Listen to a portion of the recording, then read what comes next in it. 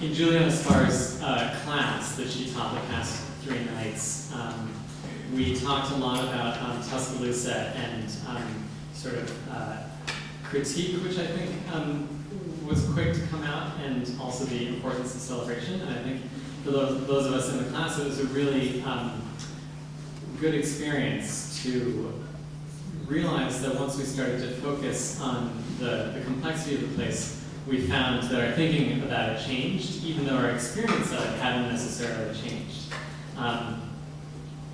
That's just sort of something that I was thinking about as I wrote this introduction, so I sort of wanted to just say it right out.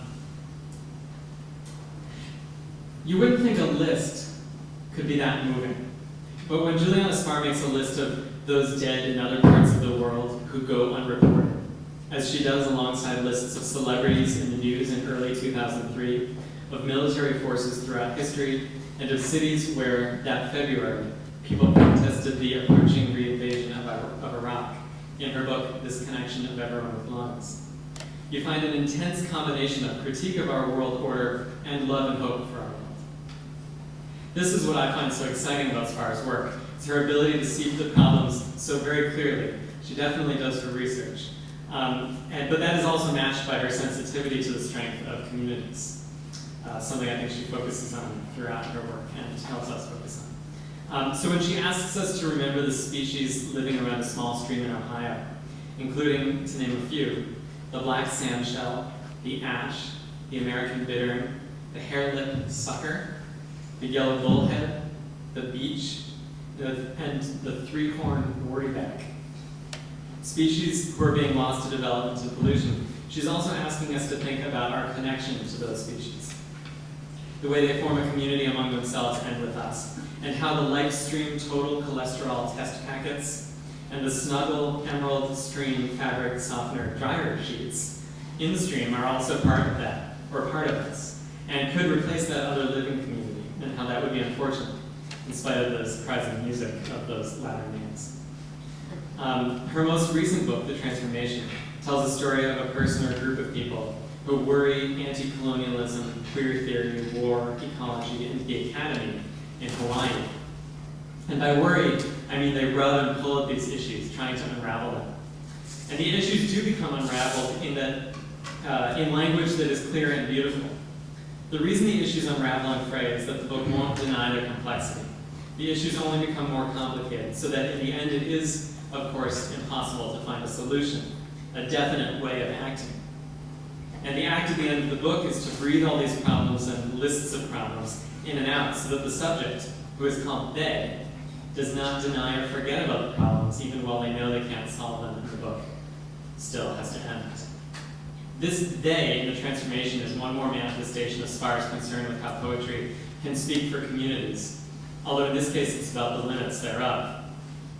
The fact that there are inevitably distinctions and boundaries with communities, and some become theys and others us, we. In this connection of Everyone with Lungs, she addresses beloveds, and these beloveds are the lover you find in the traditional lyric. They are also all of us. In listing actions in that book, she says, we have done these things, so that we know we are both part of the war and of the protest against the war. Her book prior to this connection of Everyone with Lungs, Fuck You, Aloha, I Love You, also has a lot of the collective first person, another attempt at including all of us with lungs in the problems and the celebrations. The community question comes up in her critical writing too. Her study of writers in the tradition of Gertrude Stein is called Everybody's Autonomy, Connective Writing and Collective Identity, which I find to be a very hopeful title. All these lists, all this worrying of pronouns, even the more fragmented language of her earlier work is, I think, Spahr's way of answering questions for herself and for us. And the answer, which is maybe a very limited one, came up, I think, in the class she taught this week, in which we attempted to write a book about Tuscaloosa. And we actually wrote two. She suggests that knowing and seeing and listing and worrying the specifics of a place or a history, whether it's Hawaii or the US military or Tuscaloosa, can help you to see what specifically needs work. But it can also, as you look closely at what's around you, help you see what to celebrate. in your daily existence as you walk, say, in and out of Morgan Hall, which is named for a senator who wanted to legalize lynching and annex Hawaii. And also Morgan Hall, where you've made friends with over cigarettes on the steps. So I want to thank Juliana Spahr for the way her inventories bring us together, and welcome her to the podium to continue to do that.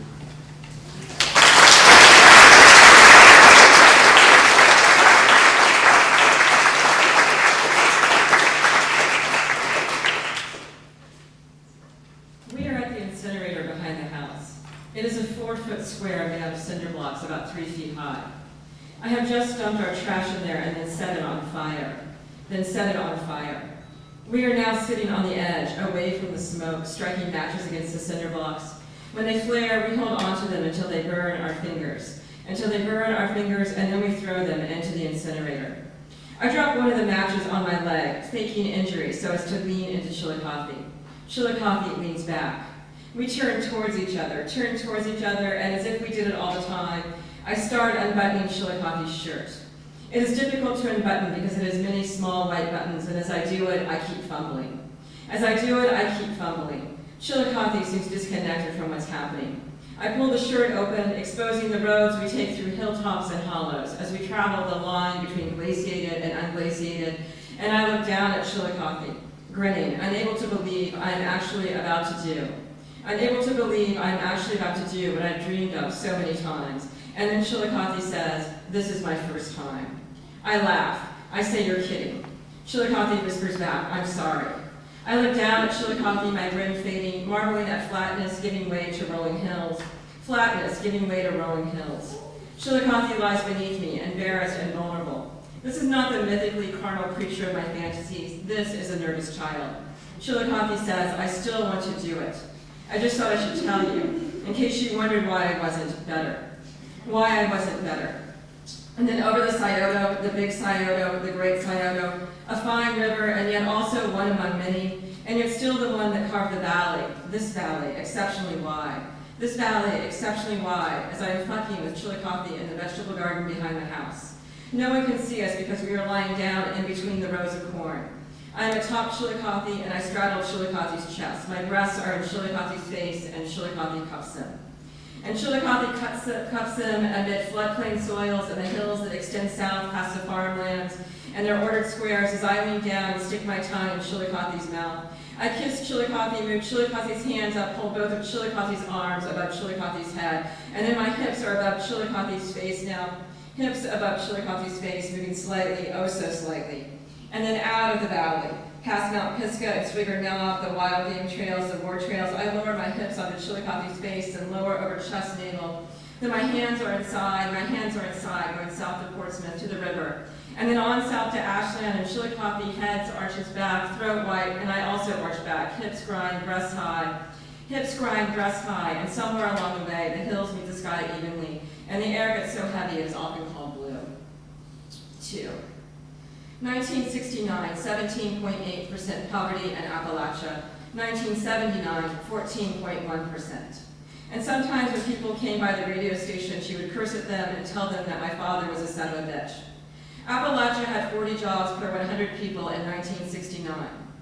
As I write this, other stories keep popping up and I keep abandoning them, the nuances around race in the contemporary U.S.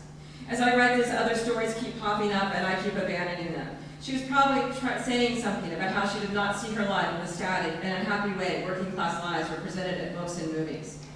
As I write this, other stories keep popping up and I keep abandoning them. Shame about being working class transformed into claims of authenticity from her generation to my generation. As I write this, other stories keep popping up and I keep abandoning them. Class has something relational about it, making its discussion in the U.S., one of the wealthiest countries in the world, especially fraught. As I write this, other stories keep popping up and I keep abandoning them. The hours I spent drinking beers with baggers in the grocery store parking lots. As I write this, other stories keep popping up and I keep abandoning them.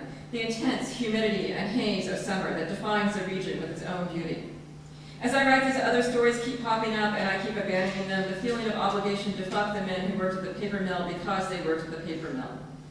As I write this, other stories keep popping up and I keep abandoning them. The alphabetical list is a device that falsely suggests there might be a place for everything.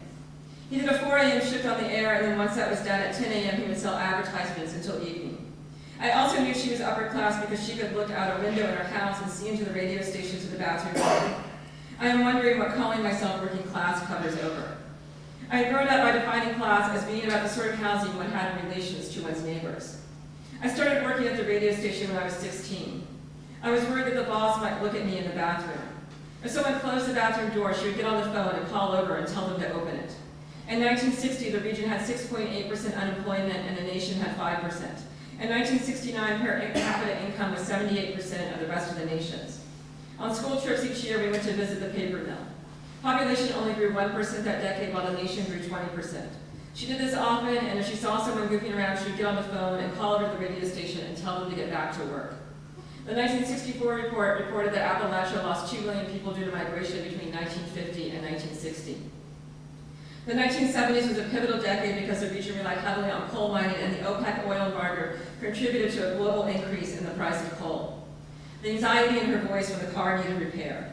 The corporation, we called it Quig after the man who was our contact with it, fired Cherokee Maiden and the Secret Squirrel and replaced them with a computer. The map was the neighborhood. The upper-class boss would fire my father all the time, but it never stuck. The war on poverty was declared for Appalachia in 1964. There was 1 in 3 in poverty. There were other signs of our being middle class, or so I was told. We bought our food without food stamps, and we talked about how we did this a lot as a point of pride and distinction. We lived in a country that was rich, and the government had given the place where we lived a lot of aid, starting in 1964 to pull it out of poverty. We worried a lot about my father getting fired, but calling myself middle class covers over. What it opens up. What it opens up. When I went to the radio station, I was too nervous to go to the bathroom. 3. I was trying to understand my mother when she called us middle class all through my childhood, and why she said this, since by all the markers of economic resources, education, and cultural access within the U.S., we were working class. When I years later asked her why, she said that we were middle class because we lived in a house between 2 apartment buildings. I was trying to think about what was right about what she said. The house she was talking about was owned by my father's boss. It was built out of cinder blocks and had 4 rooms plus a bathroom, a kitchen and a living room in the front, 2 bedrooms at the back. It also had a carport and a gravel driveway leading to the carport. It had a linoleum floor. It had 2 picture windows. One looked out on the carport and one on the apartments next door. The house was pleasant. Its main drawback was that it leaked a lot and was very damp, so things tended to get all covered in a green mildew if left on the floor. When my mother was saying we were middle class, she was saying something less about our house and more about our location on the block or about our location on the globe at the same time. I was trying to think about what was right about what she said. I was trying to think about the role of the U.S. government in forcing reduced tariff barriers on numerous countries. I was trying to think about the general agreement on tariffs and trade. I was trying to think about women packing ice cream in the Gaza Strip. I was trying to think about the World Trade Organization. I was trying to think about women sewing garments in Liberia. I was trying to think about the North American Free Trade Agreement. I was trying to think about women selling shrimp in Honduras. I was trying to think about the Dominican Republic, Central America Free Trade Agreement. I was trying to think about women cultivating cassava in Zambia. I was trying to think about a number of bilateral agreements. I was trying to think about women panning the tailings of diamond gravel for gold in Sierra Leone. I was trying to think about Hannah Wiener's poem, Radcliffe and Guatemalan Women. Hannah Wiener keeps one eye on herself and one eye on her neighborhood and one eye on another place, but she puts statements about Radcliffe women and Guatemalan women side by side. It is not known when Wiener wrote Radcliffe and Guatemalan Women, but she probably wrote it in the 1980s. She might have been thinking about how when the 1980s began in Guatemala with the police burning alive 39 people who were occupying or were hostages of those occupying the Spanish embassy. She might have been thinking about how the intensity of government killings peaked in 1982, with estimates of at least 18,000 state killings in that year alone. She might have been thinking about how the decade ended in August and September of 1989, with the government kidnapping and then disappearing a number of student leaders. She might have been thinking about how the Guatemalan government did all this with the support of the U.S. government. She might have been thinking about how the U.S. government began funding the security forces of the Guatemalan government in the 1960s, and how close ties remained between the 2 governments through the 1980s. Radcliffe and Guatemalan Women is probably all found language, but I do not know this for sure. The sentences that are obviously about Radcliffe women sound as if they are from an alumna magazine. Some of the sentences that are obviously about Guatemalan women are from Severa Martinez-Pelea's La Patria de Crio, a book not yet translated into English. Others seem to be from some sort of human rights report.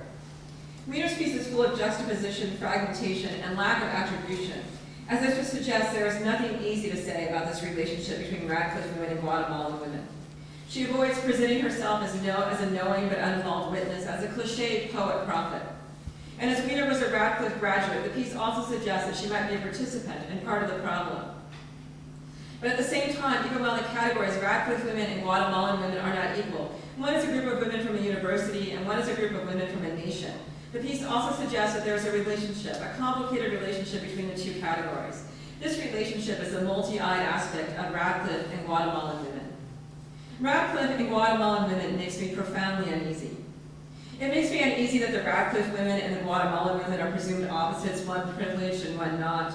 It makes me uneasy that at the same time the Radcliffe women and the Guatemalan women are specific sort of joined opposites, joined by their gender, by the ties that their governments have with each other, and by the ties that they have with their governments. It makes me uneasy that Wiener more or less treats both categories of women equally. Neither the Radcliffe women nor the Guatemalan women have any depth. While there are some names mentioned in the piece, they are not really present as individuals in the poem. And it is often not clear which sentences are about Guatemalan women and which sentences are about Radcliffe women.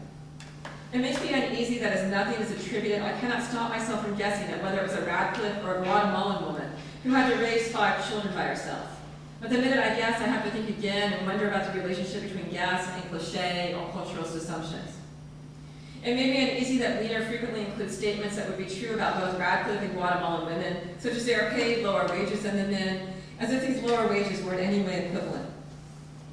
While thinking about my mother's assertion that we were middle class, while thinking about Radcliffe and Guatemalan women, while thinking about women's employment in countries with the highest percentage of women in poverty, while thinking about how the manipulation of trade barriers by the U.S. government has adversely impacted women across many different nations, while thinking about how at the same time the global economy empowers some women and disempowers others, I was trying to think about what sort of vision one needed to have in order to keep one eye on the neighborhood and then one eye on the nation, and then yet one more eye on the world. I was trying to think, in other words. I wanted to write something about Chillicothe. I am from Chillicothe. In my family, I was a Chillicothean. My parents were from somewhere else.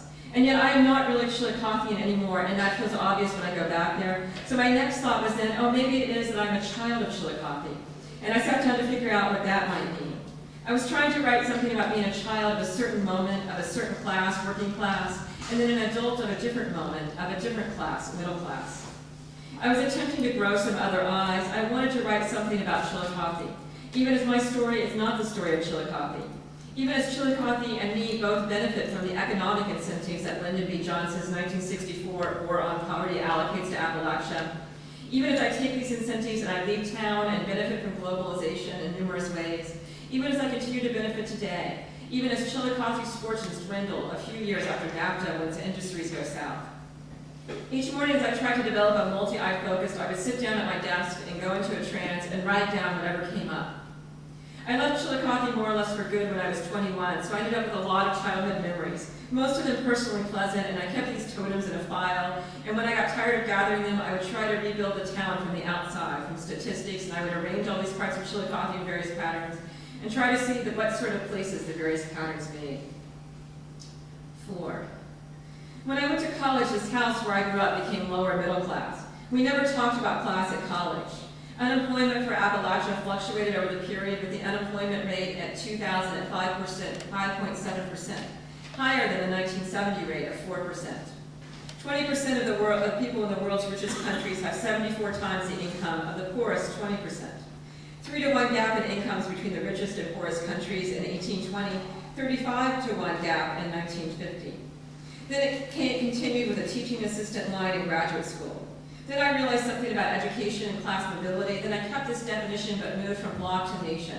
Then I also began to think about how I lived in one of the richest countries in the world. The per capita income in Chillicothe was $19,101 in 2000. That one could say one was Appalachian and more or less mean that one was lower class. So at the same moment that a book told me I could think of myself as marginal or at risk or disadvantaged, I also realized that I was reading a book that I had access to because I was no longer Appalachian, because this book was not sold in my town. 72-to-1 gap in incomes between the richest and poorest countries in 1992. Only 13% of Appalachians had income below the poverty level by the 1990 census. Most of them had quit looking for work after an unsuccessful first year, and they had to get jobs, and the jobs they got didn't give them the time necessary to look for academic work. Mine began with a scholarship. It wasn't until I went to graduate school that I began to look at this house as a sign of being working class or even lower class. I was able to go to graduate school because the university wanted some cheap labor. I thought I was getting something for free from the university, but really they were giving me a minimum wage job and calling it a mentorship and a scholarship. I had grown up by defining class as being about the sort of housing one had in relation to one's neighbors.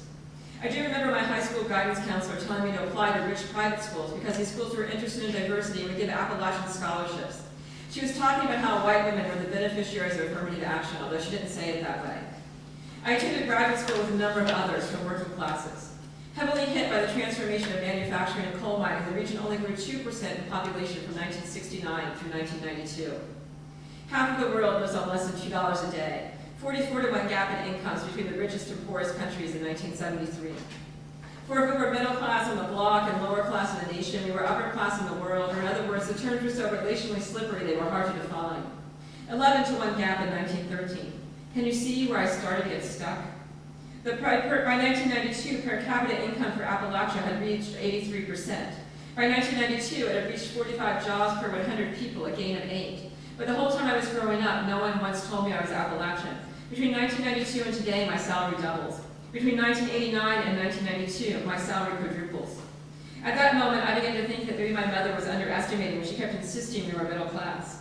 As I write this, other stories keep popping up and I keep abandoning them. Wanting to talk about class, I kept talking only about gender.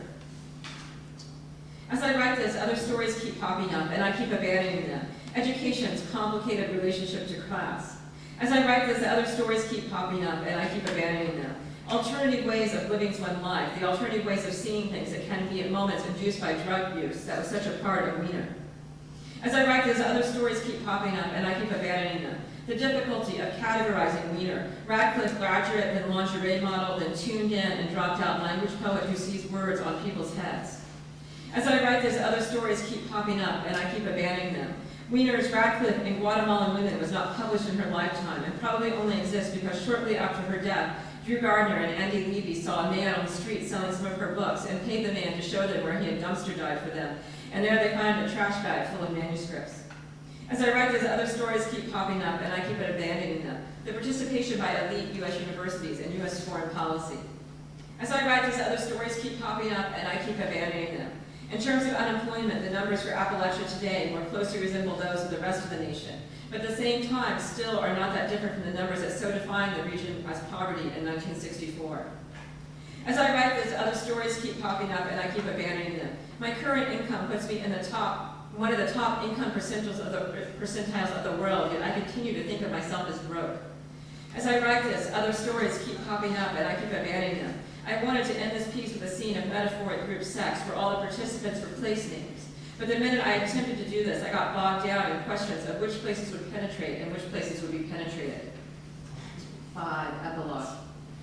These are the roads we take through hilltops and hollows, standing at the line that distinguishes the glaciated from the unglaciated, marveling at the flatness giving way to rolling hills. Over the Scioto, the big Scioto, the great Scioto, a fine river, and yet also one among many, and yet still the one that carved this valley exceptionally wide. Exceptionally wide as it left floodplain soils amid the hills that extend south, past the farmlands with their ordered squares and out of the valley. Past Mount Pisgah and Swigger Knob, the wild game trails, the war trails, south to Portsmouth to the river, south to Ashland, somewhere along the way, the hills meet the sky evenly, the air gets heavy, and is often called blue. It is all there. The black sandstone, the dissected plateaus, eroded and rough, layers of limestone, sandstone, shale, and coal sediment. Streams going off in all directions, the road, almost cultureless, exits at even intervals, floats above the desire I want. The desire I want is epilogue, for in my heart seeds of an ending love still and also despite. So I wanted to read, I'm going to play you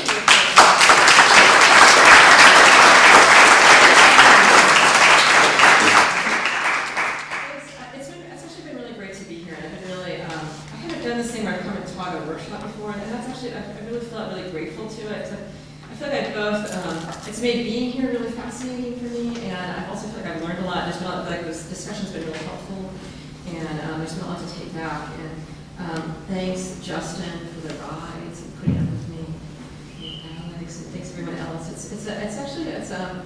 It's wonderfully great to be here in the great community. And I wanted to read. That first piece. I'm from this town that's in Ohio called Chillicothe, so I wanted to read two pieces about place.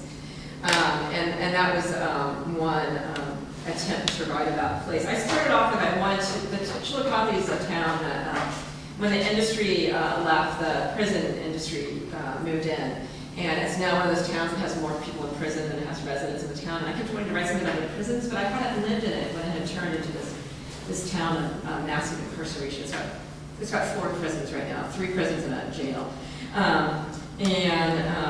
And so that's sort of what I ended up with. And I also, I don't know if people know that poet Hannah Wiener. She's a really amazing, interesting poet who became clairvoyant, or said that she was clairvoyant, and she saw words on people's heads. And she was one of my favorite Hannah Wiener stories. It's a kind of story that I didn't witness it, so it's purely rumor, which is that she's reading at Brown, and she's being introduced to a diplomat that's in town, and she turns to him and she says, "Oh, it's very interesting you have the word dull across your head." And that was very Hannah Wiener. And she's also someone that she's someone that reached a lot of this altered consciousn's through, she's a child of the 70s and LSD and psychotropic culture, and she's dead now. But when I moved to New York, she was still around and causing a lot of trouble at meetings. Or she was very, very funny. She was often heckling people, which I love about her. And then this other piece that I'm going to read, it's prose. And I've been working on this collaboration with this friend of mine named David Book, who I think Peter knows from the Bay Area. And it's about that. You'll soon see we're very badly suited in collaborating. We're very close friends, but we're very badly suited collaborators. So that's what this is about. And it's somewhat also about trying. I live in Berkeley now, and we're trying to. And David was in Oakland. It's a long-time joke because, Berkeley kind of sees itself as like lefty, like pious lefty kind of yuppie culture, and Berkeley kind of sees itself as kind of tough and badass. And Oakland. Oakland, yeah, Oakland sees itself as kind of badass. And like one of the great stories, but I think in both these pieces I've cut large amounts of this out just so that it doesn't go on for hours. But one of my favorite Oakland-Berkeley stories is that there's a Vietnam War protest around the free speech movement, and they're marching down Berkeley, and when they come to the Oakland border, the Hells Angels are there, and they beat the crap out of them. And that's the Oakland Berkeley kind of like stories that they tell of themselves. But when you're walking, you can't tell the difference, because these two cities have so merged. They're purely their myths, and it's a much more complicated story you have to tell. So, and it doesn't have a title yet. The Bay Area can boast of having both many great poets and many mediocre poets. Although among the mediocre were 2 poets better known as Demented Panda and Koki. These 2 poets thought of themselves as living life in pursuit of both the intellectual and the social pleasures of poetry. And thus they were like most people who consider themselves poets, and unlike most people who did not consider themselves poets. It is important to realize that in the time of Demented Panda and Koki, poetry was an art form that had lost many of its reasons for being. It was no longer considered, because of its ties to song, a superior way for a culture to remember something about itself. And at the same time, it was no longer considered to be the superior way for a nation to inspire patriotism and proclaim with elaborate rhyme and rhythm that its values were great and universal values. This is especially true in a nation that claimed Demented Panda and Koki without their consent, is important to note, as among its citizens. This nation had a government that realized that the best way to inspire patriotism and convince other nations that its values were great and universal was to offer a series of tax breaks and incentives that encouraged the distribution in other countries of colorful, moving pictures and songs that told stories that prominently featured as representative of the nation characters who were mainly consumers. It was in part because poetry had lost its cultural and national importance that Demented Panda and Koki were so devoted to poetry. And as they were devoted to poetry, they met frequently to take long walks together. And on these walks, they talked about poetry and its particular lostness.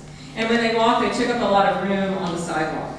Dimitriv Sandin usually brought on these walks his two dogs, and they tended to yip and yap at anyone who passed by on a skateboard. And Koki frequently pushed a baby in a stroller. Dimitriv Panda and Koki thus walked down the street with three other sentient beings in tow, talking loudly, sometimes like the baby, laughing and delighted in the sun, which is often accompanied by a cool breeze. And sometimes like the dogs, getting in each other's way and then being annoyed and snippy with each other or with the world at large.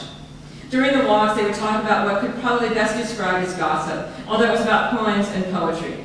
They didn't gossip about poetry they didn't like, so they didn't talk much about poetry that tended to portray in quiet and really serious tone, with a studied and crafted attention to line breaks for emphasis, and a moving epiphany or denouement at the end, the deep thoughts held by individuals in a consumer society.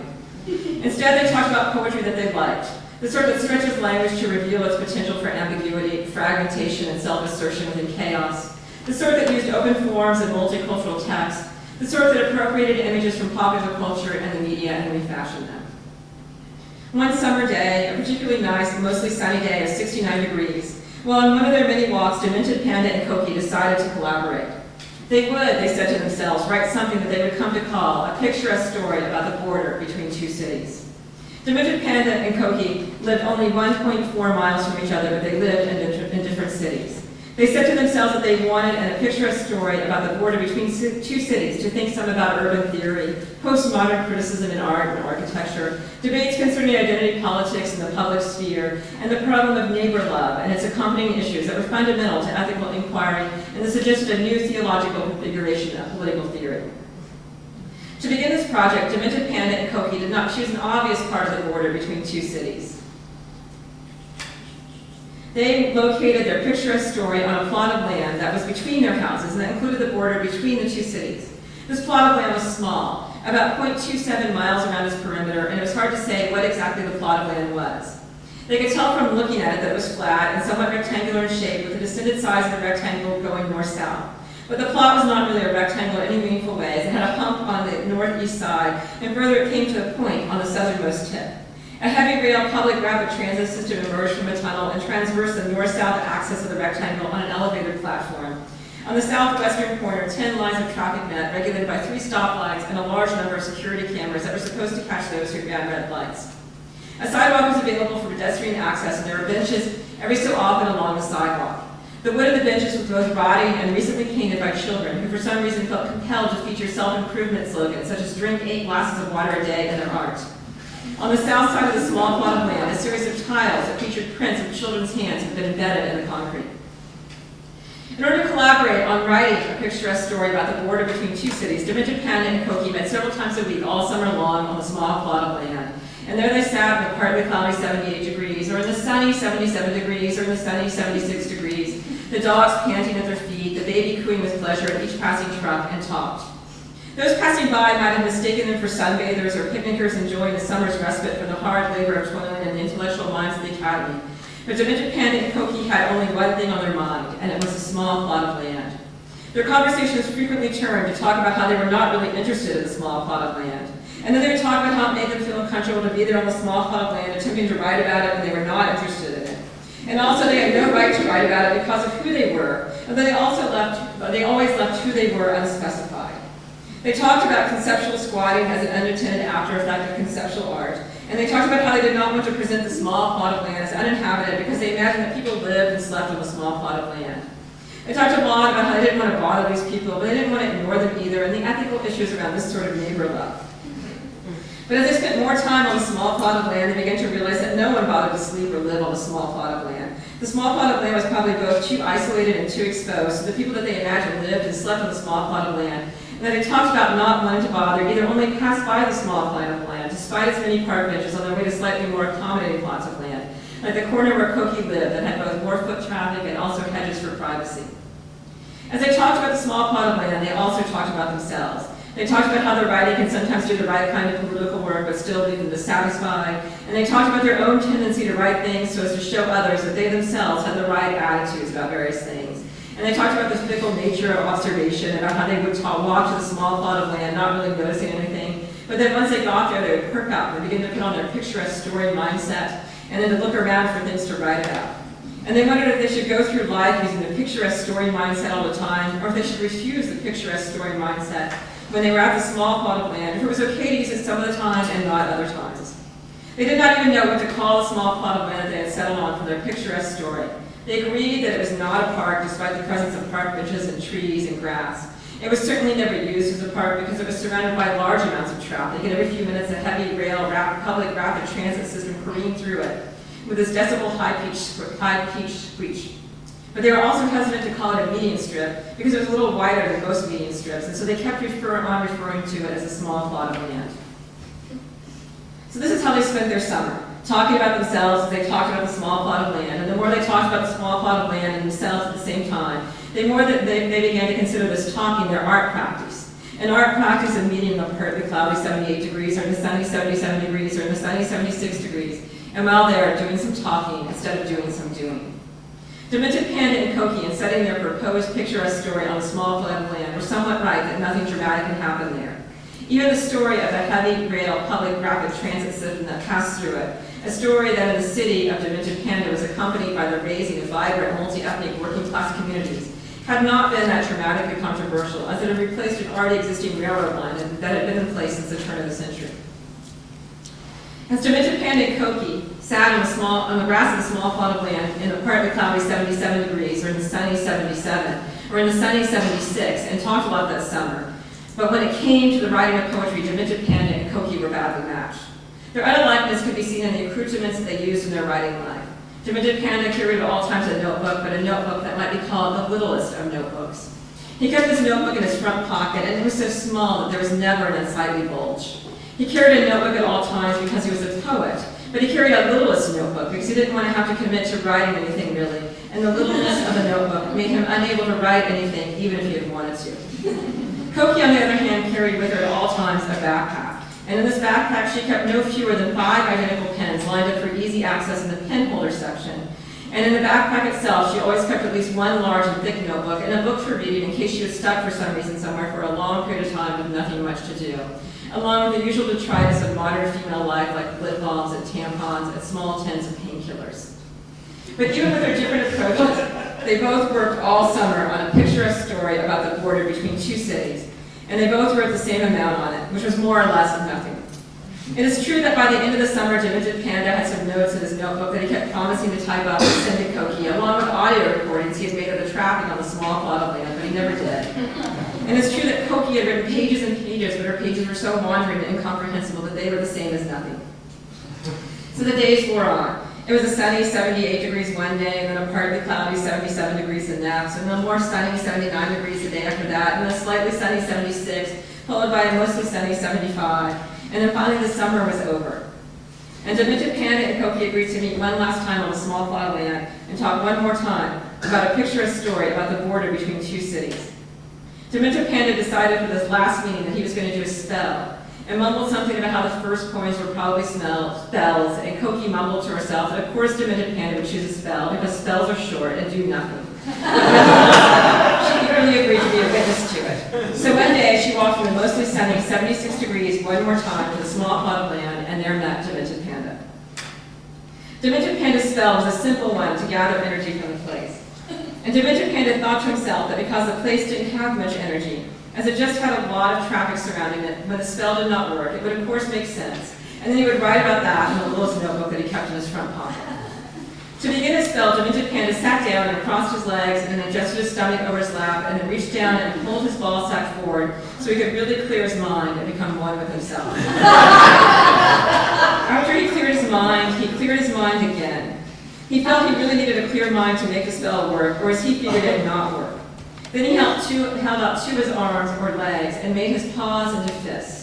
He felt then some sort of energy, perhaps the energy of the universe like the spell's instructions promised, enter his recessive paw and flow up out of his ball sack and through his body and into his projective paw. He let the energy build up in his projective paw until he felt he had an immense amount of energy. Then he flung his paws to the right, opened his projective paw, and while doing this, he envisioned the energies flying. He then recited a quick chant, one that went, give orange, give me, eat orange, me, eat orange, give me, eat orange, give me, you. A chant that was something Nim Chimpsky, the famous chimp who had been taught sign language by human caretakers, had to sign for orange. decided to use the mumbling signs of Nim Chimpsky as a chant because they were slightly absurd, slightly meaningless, and reeked a little of dubious science, all of which seemed a perfect combination for his role in performance art, not alchemy. Despite Demented Panda's skepticism and his desires for performance art, not alchemy, the spell worked, in a certain sense of that word, and what happened next began rather mundanely. Although it can best be described by resorting to the language used by Tommy Lee in his description of the party that Pamela Anderson threw for him for his 33rd birthday, and various first-person accounts of the Woodstock concert of 1999, and Libby's description of the Bacchanalia and his history of Rome. What happened next began with shit. Raw sewage began pouring out of the heavy rail public rapid transit system tunnel and collected in a series of small pools or lakes at the small plot of land.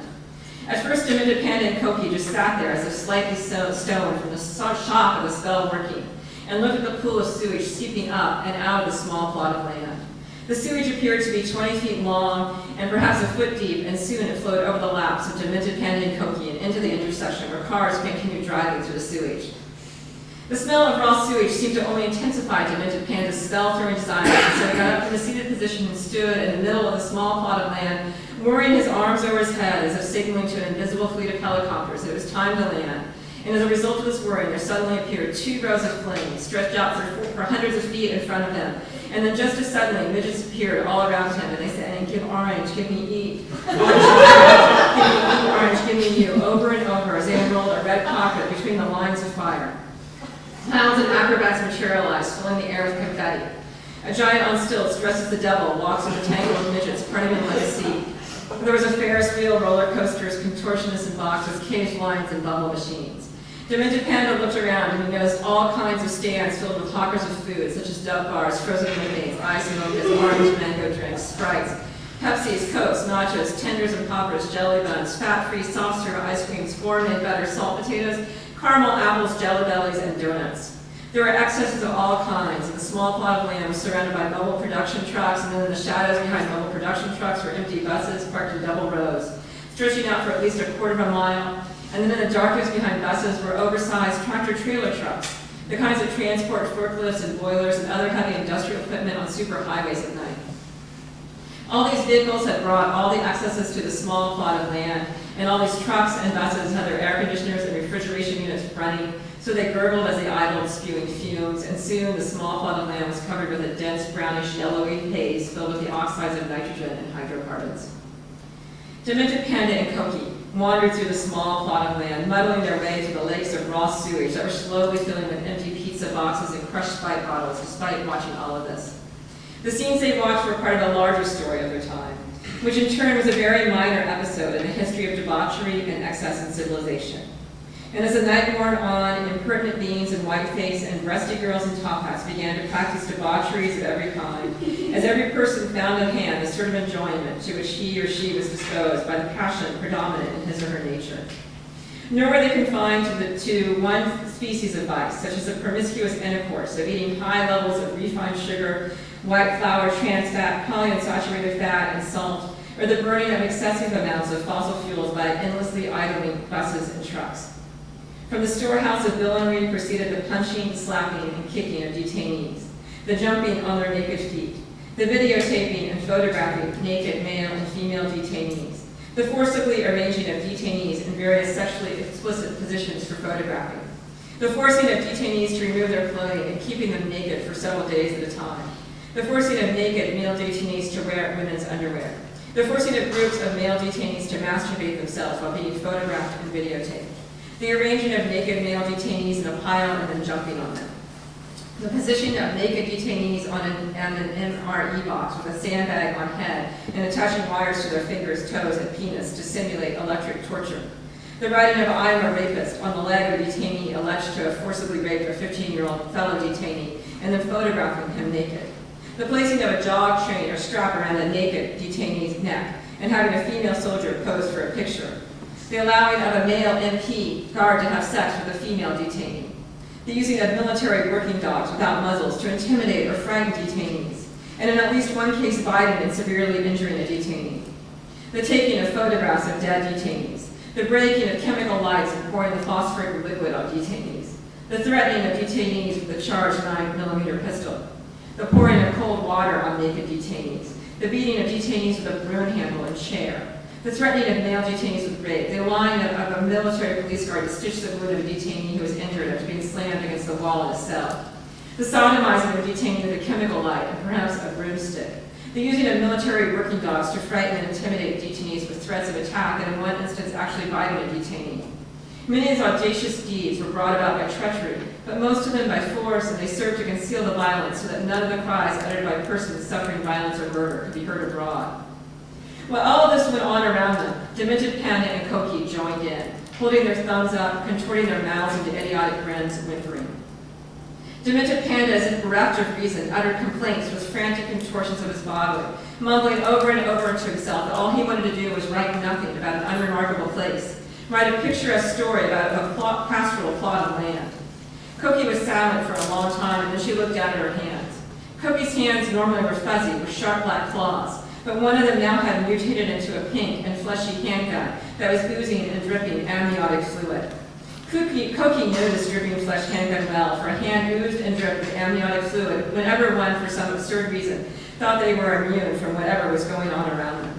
Koki thus suddenly knew her role, and in the habit of Bacchantes, with her hair disheveled, her claw now a flesh gun dripping and oozing amniotic fluid, went down into the tunnel that the heavy rail rapid public transit system used, and she began shooting from her flesh gun hand an unextinguishable flame composed of native sulfur and charcoal. And as she did this, Demented Panda followed along behind her, plaintively asking her what she wanted. And she looked at him for a moment and then shrugged, as if the answer should be obvious to anyone who has spent the summer visiting a small plot of land in an attempt to write a picturesque story about the border between two cities. I want to burn it down, Koki said. And Demented Panda found it hard to argue with that, and so he sat down beside her, his eyes alight with the simple anticipatory pleasure of throwing more wood into the fire. Eventually, everything burned, and by the time everything had burned and all that was left was smoldering ashes, the spell ended. And the mobile production trucks, buses, oversized tractor-trailer trucks, and careening ambulances vanished, but the raw sewage remained, with nothing holding them together. Demented Panda and Koki sat in the raw sewage, aware that all that was left was the feeling of sitting in raw sewage and knowing aloneness deep inside them.